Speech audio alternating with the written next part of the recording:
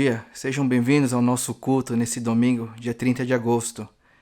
E para começar o nosso culto, eu gostaria de ler os 3 primeiros versos do Salmo 40, que diz assim: Coloquei toda a minha esperança no Senhor, e Ele se inclinou para mim, e ouviu o meu grito de socorro. Ele me tirou de um poço de destruição e de um atoleiro de lama, pôs os meus pés sobre uma rocha firme e firmou-me no local seguro. Pôs um novo cântico na minha boca, um hino de louvor ao nosso Deus.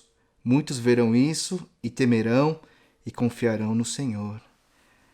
Que todo cântico, todo hino de louvor que saírem das nossas bocas hoje possam se originar da certeza de que esse Deus em quem nós colocamos toda a nossa esperança, de que esse Deus que se inclina para nos ouvir, nos tirou, na verdade, do poço de destruição, do atoleiro de lama, e nos firmou num lugar seguro, nos firmou na rocha que é Cristo. Queria te convidar então a confessarmos o credo apostólico. Creio em Deus Pai, Todo-Poderoso, Criador do céu e da terra, e em Jesus Cristo, seu Filho unigênito, o nosso Senhor, o qual foi concebido pelo Espírito Santo, nasceu da Virgem Maria, padeceu sob o poder de Pôncio Pilatos, foi crucificado, morto e sepultado. Desceu ao mundo dos mortos, ressuscitou no terceiro dia, subiu ao céu e está sentado à direita de Deus Pai Todo-Poderoso, de onde virá para julgar os vivos e os mortos. Creio no Espírito Santo, na Santa Igreja Cristã, na comunhão dos santos, na remissão dos pecados, na ressurreição do corpo e na vida eterna. Amém.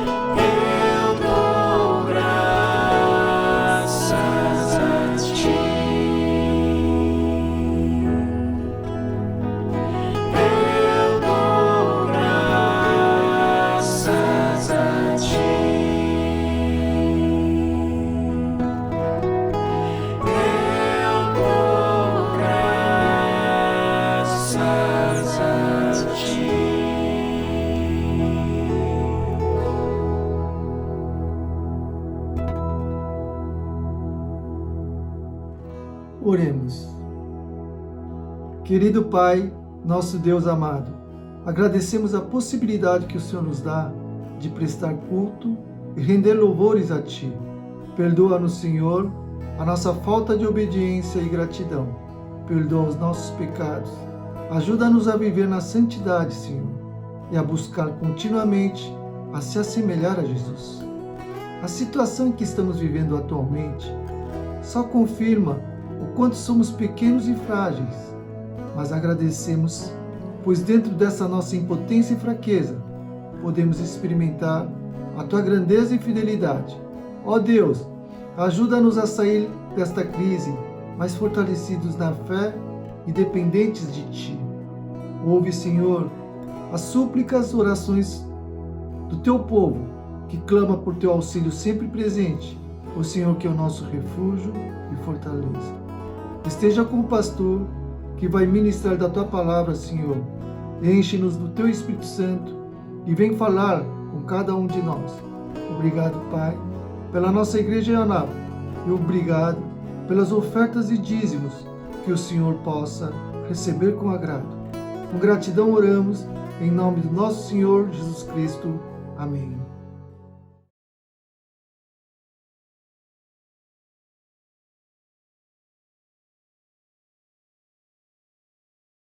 Olá, irmãos. Hoje nós vamos estudar a palavra de Deus registrada no Evangelho de Marcos, capítulo 8, 1 a 10.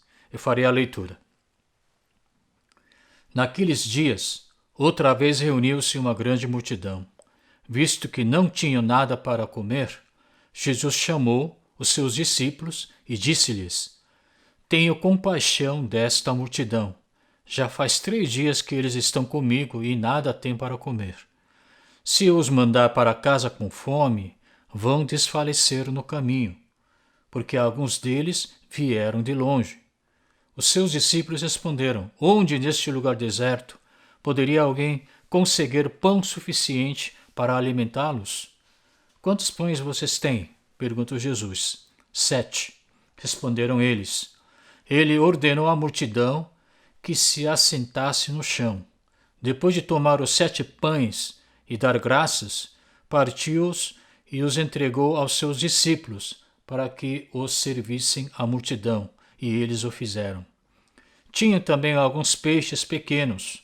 Ele deu graças igualmente por eles e disse aos discípulos que os distribuíssem.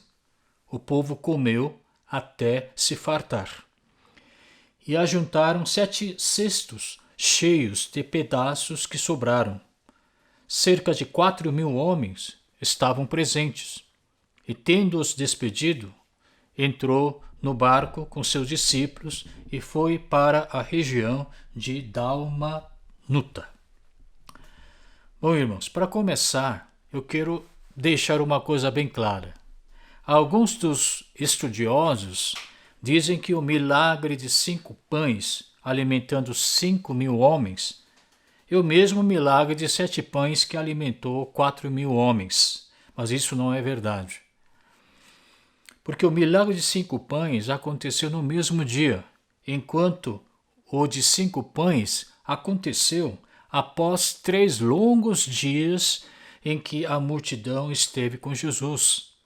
Além disso, há uma prova incontestável no Evangelho de Marcos, capítulo 8, 19 a 20, quando Jesus lança uma pergunta a seus discípulos. Eu farei a leitura.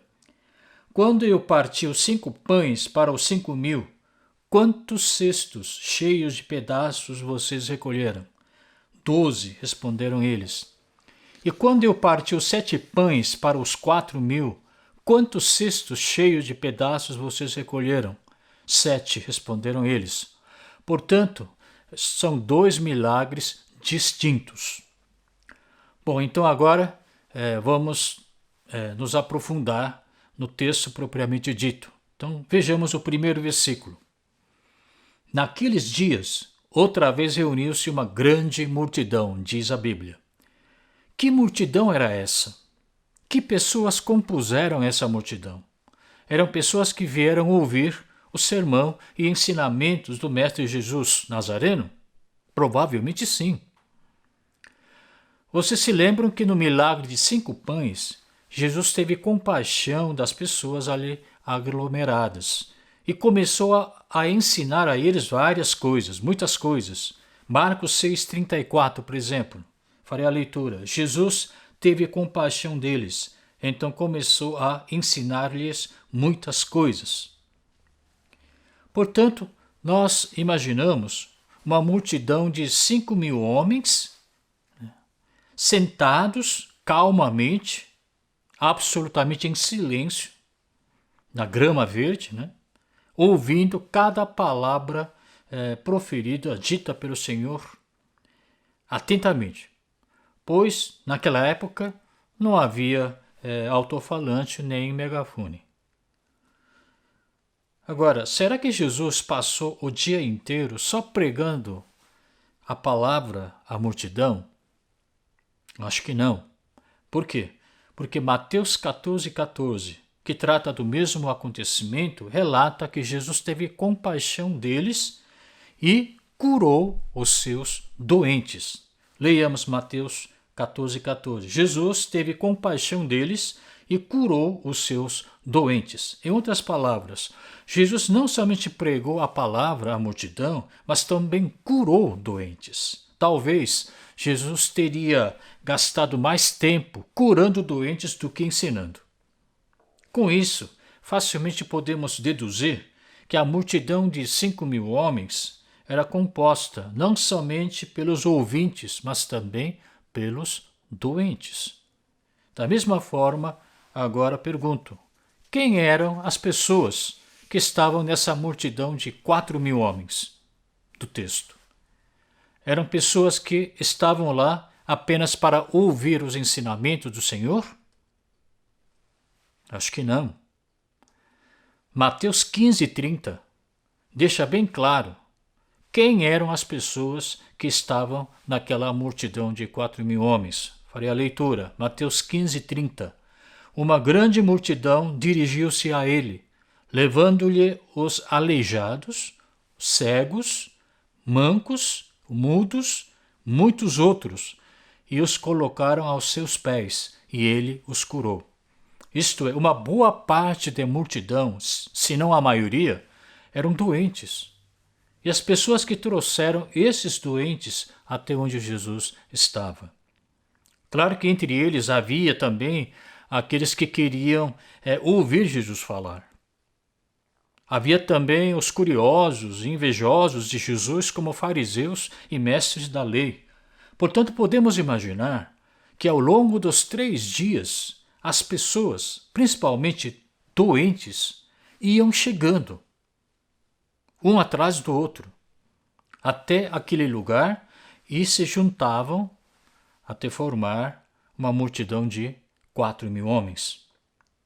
E essa multidão teria sido formada não somente por judeus, mas principalmente por gentios. Por que eu digo isso? Porque Marcos 7,31 descreve a trajetória que Jesus e seus discípulos fizeram até chegar onde o milagre aconteceu. Vejamos Marcos 7,31. Jesus saiu da região que fica perto da cidade de Tiro, passou por Sidom e pela região das 10 cidades e chegou ao lago da Galileia. Tiro, Sidom, Decápolis, 10 cidades, eram terras predominantemente de gentios. E o versículo 3 menciona que Jesus teve compaixão especial por aqueles que vieram de longe. Esses que vieram de longe, provavelmente, eram gentios que acompanhavam Jesus durante toda a sua trajetória.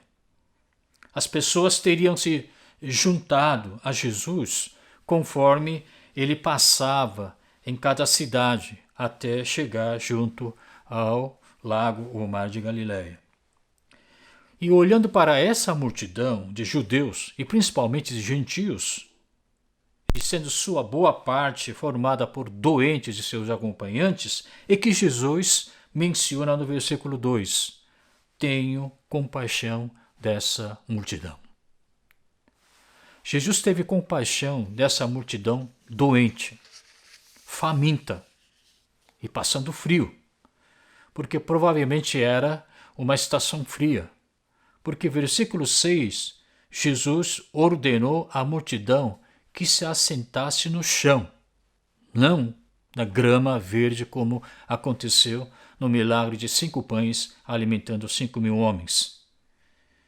Mas enquanto Jesus sentia uma grande compaixão dessa multidão, faminta e sofrida, como estava o coração de seus discípulos? Leiamos versículo 4 do texto. Os seus discípulos responderam: onde neste lugar deserto poderia alguém conseguir pão suficiente para alimentá-los? Em outras palavras, os discípulos acharam que era demais essa ideia de querer alimentar 4.000 homens. Para começar, eles teriam pensado que alimentar a multidão não era o trabalho deles, não era obrigação nem da responsabilidade deles. Eles teriam pensado: aliás, ajudamos muitos dos doentes sem cobrar nada. Durante esses últimos 3 dias, na verdade, eles que deveriam nos oferecer comida, em sinal de agradecimento por tudo que nós fizemos por eles. Já fizemos o bastante por eles. Quanto à comida, deixemos que cada um se vire sozinho. Como boa parte da multidão eram gentios, talvez seus discípulos judeus, ainda apegados ao preconceito contra gentios, não tivessem vontade de realmente ajudá-los, ao ponto de fornecer até comida. Achavam isso um exagero. Irmãos, a igreja dos dias atuais pensa e age, às vezes, como discípulos do texto em relação aos incrédulos. Está certo que a igreja tem que praticar boas obras, caridade, ação social, prestar assistência aos pobres e carentes, mas eles não são nossos irmãos em Cristo Jesus, nem são membros da nossa igreja. Na maioria das vezes, nem reconhecem o nosso bom coração, nem agradecem por tudo o que nós fizemos por eles. São ingratos e, às vezes, até jogam pedras contra a igreja. Eles só querem tirar proveito da nossa boa vontade, nem parecem estar interessados em ouvir e aceitar o evangelho que nós apresentamos. Vale a pena ajudá-los? Vale a pena se preocupar até o sustento deles? Os discípulos queriam dar um basta, chega, pois pensaram que já fizeram mais do que a sua obrigação. Agora, nós podemos compreender a atitude de discípulos, porque durante os 3 dias, os discípulos devem ter trabalhado com afinco, sem poder parar, para descansar e comer. Pois, como eu já falei, havia lá muitos doentes, que vieram de diferentes lugares em busca de cura.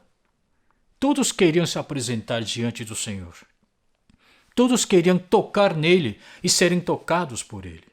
Havia puxão aqui, empurrão ali, troca de talvez palavrões, gritos e até briga entre eles, pois todos queriam ser atendidos por Jesus primeiro. Então, para evitar confusão e alvoroço, os discípulos tinham que organizar essas pessoas em filas, em grupos, talvez distribuindo a eles senhas de atendimento e etc. A multidão não estava sentada, comportadinha, na grama verde, ouvindo o sermão de Jesus pacificamente, como ovelhas. Ao contrário, eram pessoas desesperadas que já não tinham mais o que perder, que já tentaram de tudo. Não havia mais salvação, a não ser Jesus Nazareno, e ele estava lá, na frente deles. Talvez esta fosse a única oportunidade que nunca mais iria surgir na vida deles.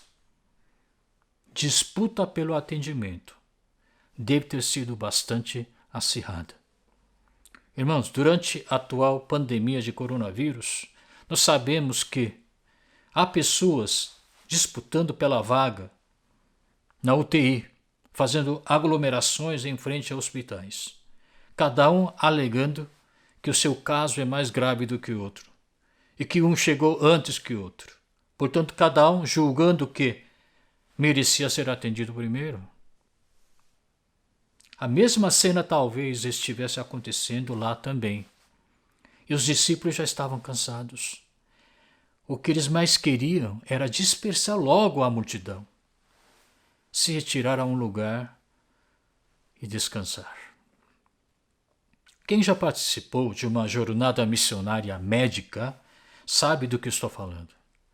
Enquanto os médicos atendem em seus consultórios numa clínica, os demais voluntários precisam organizar os pacientes que vão se aglomerando em frente à clínica, formando filas, pequenos grupos, distribuindo senhas e etc.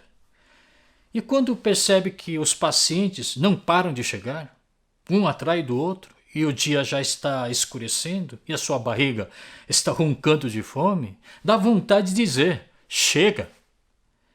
Você acaba desejando que os pacientes não viessem mais, embora você estivesse lá justamente para fazer esse serviço. Você já não tem mais cabeça nem coração para olhar as necessidades de outras pessoas, pois o seu corpo está cansado, exausto, esgotado. Por isso, o que você mais deseja naquele momento é encerrar logo o expediente do dia. Dizer às pessoas para voltar no dia seguinte e ir ao aposento para comer e descansar. Mas Jesus não fez isso. Ele teve compaixão dessas pessoas, principalmente daquelas pessoas que vieram de longe e que tiveram que voltar para casa sem terem sido atendidos por ele. Jesus queria, pelo menos, que eles voltassem para casa com barriga cheia. Veja versículo 3. Se eu os mandar para casa com fome, vão desfalecer no caminho, porque alguns deles vieram de longe. Desta vez, eles não puderam ser atendidos. Eles não puderam ter encontro pessoal com o Senhor Jesus Cristo. Mas Jesus não queria que nenhum deles se desfalecesse no longo caminho de volta para casa, pois boa parte deles eram doentes. Jesus queria que eles permanecessem vivos até a próxima oportunidade, até o próximo encontro. Eu acho que posso compreender um pouco dessa compaixão que Jesus sentia pelos pacientes, pois quando eu trabalhava como médico missionário em Teresina, eu fazia questão de dar maior atenção ao último paciente que entrava no meu consultório, já quase fim da tarde, porque eu sabia que ele estava lá esperando desde de manhã, sem poder almoçar. E quando entrava no meu consultório, ele já entrava cansado, faminto e até irritado. Eu consegui apenas dar um pouco mais de atenção a uma pessoa, mas Jesus foi capaz de dar atenção a uma multidão inteira, alimentando fartamente 4.000 homens famintos. Há pessoas que talvez, não hoje, mas amanhã, poderão ser curadas e salvas, desde que essas pessoas estejam vivas até o próximo encontro, até a próxima oportunidade. Hoje, talvez, por motivos variados, essas pessoas não puderam ou não aceitaram o Evangelho, mas amanhã, um dia, elas podem ser alcançadas pela graça do Senhor. Jesus teve compaixão dessas pessoas e queria mantê-las vivas. Nós precisamos aprender com o Senhor. A compaixão que Ele teve dessas pessoas ainda não alcançadas pelo Evangelho, por falta de oportunidade ou por dureza de seus corações naquele momento. a oportunidade de salvação surge em nossas vidas. Não apenas uma única vez, mas várias vezes. Se uma pessoa não aceitou Jesus que você lhe apresentou hoje, isso não significa que essa pessoa perdeu a chance pelo resto da sua vida. Novas oportunidades poderão surgir, desde que até lá essas pessoas estejam vivas. Se hoje essas pessoas voltaram para casa sem terem tido encontro com Jesus, amanhã poderão ter com discípulos, com apóstolos, com a igreja que somos nós.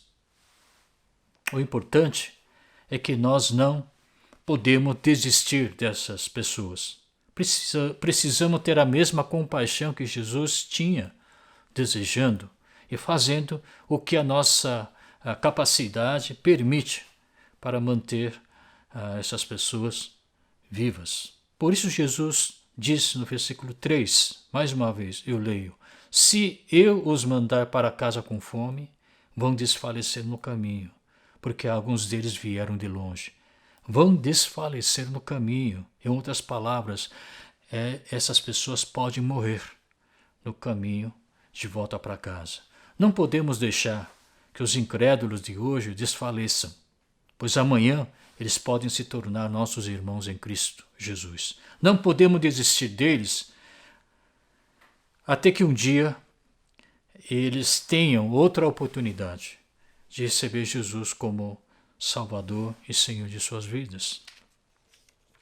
Em Teresina, havia um doente que eu tenho ajudado bastante. Dava consulta de graça, dava remédio de graça, tenho feito várias visitações na casa dele, mas ele não aceitava Jesus de jeito nenhum. Até que um dia eu tive que deixar o campo missionário.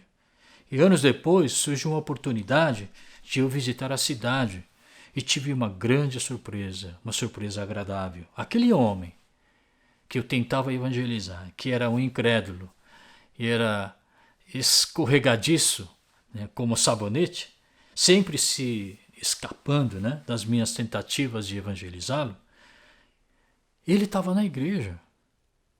Depois que eu deixei o campo missionário, ele aceitou Jesus, foi batizado e agora era membro da igreja, servindo ao Senhor com fervor.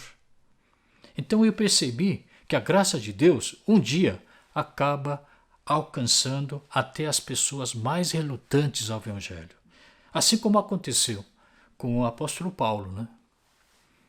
Mas para que a graça de Deus possa alcançá-las, essas pessoas incrédulas hoje precisam estar vivas até a nova oportunidade surgir no futuro. Muitas vezes somos calculistas e imediatistas demais, mesmo nas áreas de evangelização e missão. Queremos colher fruto de nossas obras imediatamente. E quando isso não acontece, ficamos apreensivos, frustrados e até nervosos. Eu tenho observado como a Igreja Católica tem promovido missões nos últimos séculos. E uma coisa que eu percebi, que a Igreja Católica é muito boa em praticar caridades, ações sociais, do que a Igreja Evangélica. E o âmbito de ações sociais da Igreja Católica é amplo e duradouro. O público-alvo de suas atividades missionárias não se restringe apenas a um grupo de pessoas. Envolve, às vezes, um povoado inteiro, uma comunidade, uma cidade e até um país inteiro. Os missionários católicos olham não somente para a geração atual, mas eles têm visão projetada sobre as gerações vindouras também. De imediato, podem não ter convertidos. De imediato, podem não ter batizados. Mas eles continuam com suas obras, décadas e décadas, focando nos filhos e netos de habitantes que ainda nem nasceram. Não é surpresa que a grande maioria de países da América Latina virou católica. Portanto, precisamos manter nossa compaixão pelos incrédulos de hoje, se possível, suprindo suas necessidades, e esperar com paciência o dia em que eles seriam alcançados pela graça de Deus. Bom, dito tudo isso, deixa eu fazer uma pergunta que talvez seja a sua também. Sabemos que Jesus curou cada doente, individualmente, um de cada vez, e não todos de uma vez coletivamente. Por que ele fez isso? Ele agiu desta maneira porque ele era divino, mas simultaneamente era humano também. Ele fez questão de restringir, se limitar à lei da natureza que próprio Deus Pai criou. Ele visitou vários povoados, andando, não voando que nem um super-homem. Ele também teve fome, sede, sentiu cansaço, dormiu, suou, sangrou, como qualquer ser humano. Além disso, a cura física era uma demonstração, uma representação da nossa salvação espiritual. Por isso Jesus fez questão de curar cada indivíduo pessoalmente, um de cada vez, para deixar bem claro que a salvação não era uma bênção coletiva, mas sim individual. Tendo feito essas considerações, eu volto então à pergunta. E a pergunta é: quantos pacientes Jesus, como homem, médico, sozinho, teria curado por dia naquele lugar? Quantos pacientes ele podia atender? 200? 300?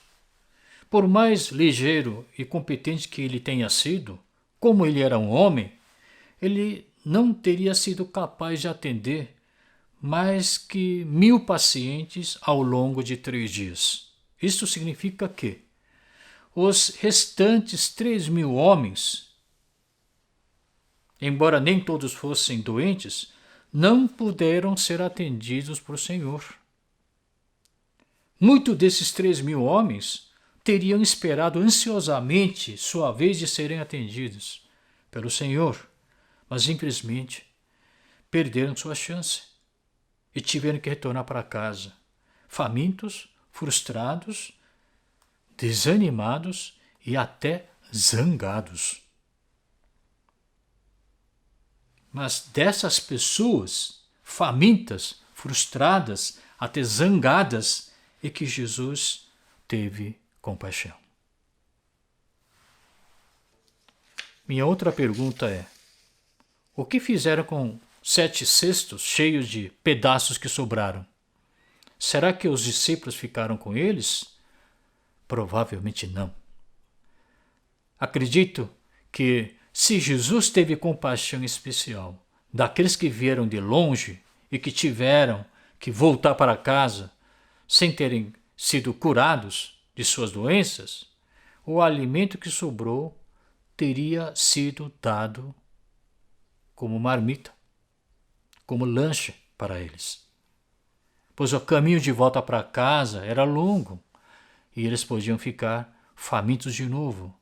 E não tendo suprimento alimentício, eles podiam desfalecer. Jesus teve compaixão dessas pessoas. Provavelmente eles eram gentios que saíram de suas cidades e seguiram Jesus Cristo por todo o percurso que ele fez, desde Tiro, Sidom e Decápolis. Jesus não somente alimentou fartamente naquele lugar, mas também teve a consideração de preparar suprimento necessário durante a sua jornada de retorno para casa. Essa história me faz lembrar de um outro episódio em Teresina. Uma vez uma senhora veio à clínica em busca de uma consulta oftalmológica. Ela queria fazer um exame de vista. Como ela veio de longe, ela chegou tarde demais e acabou não recebendo a senha. Pedi para ela esperar, pois às vezes o médico atendia em caixas, né? Mas naquele dia o oftalmologista tinha um compromisso muito importante. Então ele acabou atendendo o número que ele tinha que atender e foi para casa. E já era mais ou menos 3, 4 horas da tarde. Quando ela recebeu essa triste notícia de que ela não seria atendida, que ela perdeu chance. Ela ficou frustrada, cansada, faminta e, com razão, irritada. Então eu dei a ela uma senha e garanti que ela seria atendida no dia seguinte. E eu dei um pão com algumas fatias de queijo dentro, para ela matar a fome, né, durante seu retorno para casa, para ela não desfalecer no caminho. Irmãos, o que é um pedaço de pão? O que é uma senha de consulta? Mas a expressão facial dela mudou completamente, de tristeza para alegria, de frustração para esperança. Irmãos, no texto de hoje, entre aqueles que esperavam por vários dias, mas que não puderam chegar nem perto de Jesus, e por isso ficaram furiosos, xingando até Jesus ou discípulos, mas até dessas pessoas Jesus teve compaixão. Irmãos, a igreja deve ser um lugar onde as pessoas possam sentir calor humano, antes de mais nada. Um lugar onde as pessoas devem ser tratadas gentilmente, com atenção. Um lugar onde semeia esperança e alegria no coração das pessoas. Um lugar que incentiva a amar não somente a Deus, mas também as pessoas, aos nossos semelhantes. Igreja deve ser um lugar onde aprendamos a ter compaixão das pessoas, e não um lugar onde a gente aprenda como criticar e julgar as pessoas friamente.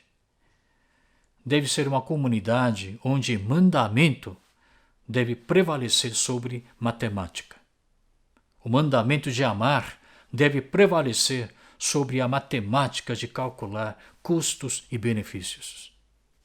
O cristianismo não é uma religião que procura acusar e punir os pecadores, mas é uma religião, é uma verdade que transforma as pessoas através de perdão.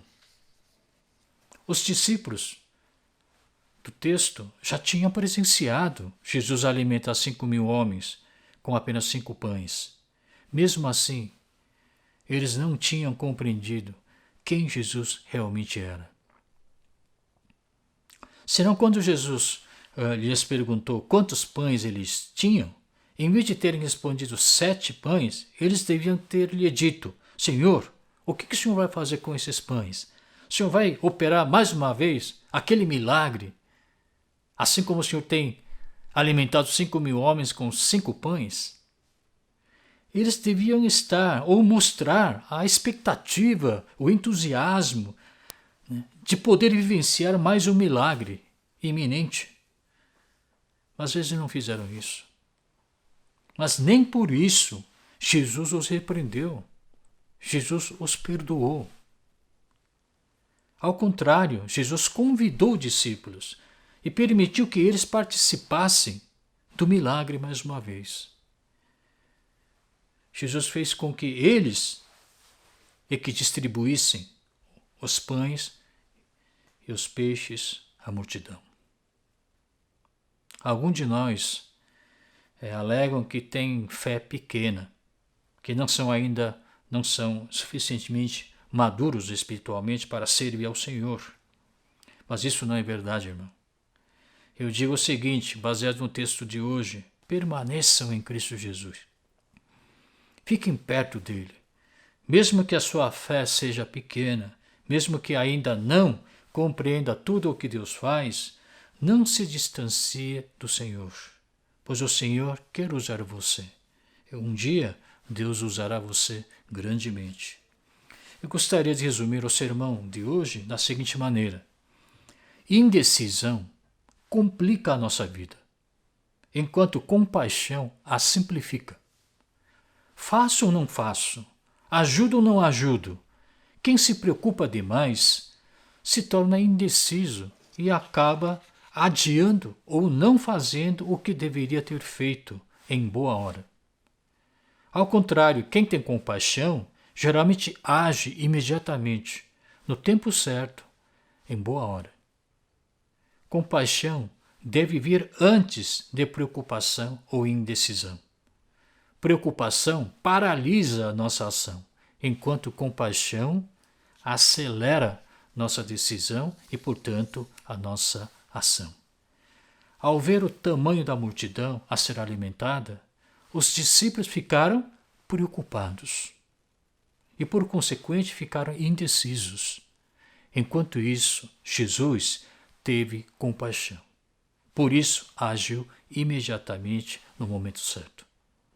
Portanto, toda vez que olhar para alguma pessoa em necessidade, tanto material quanto espiritual, eu gostaria que você tivesse compaixão dessa pessoa, em primeiro lugar.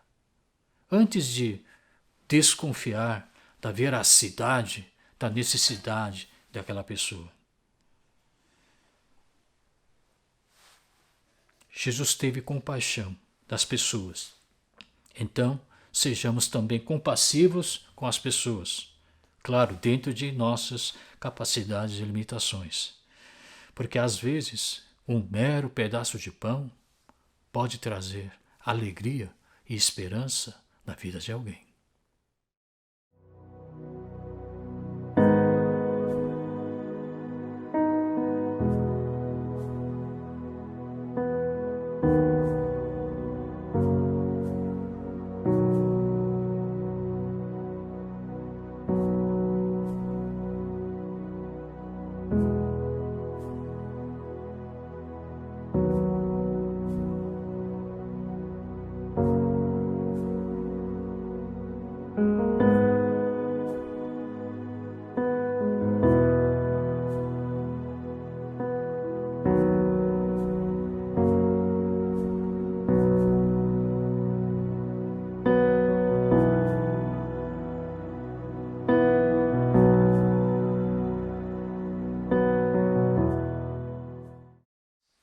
Vamos orar, irmãos?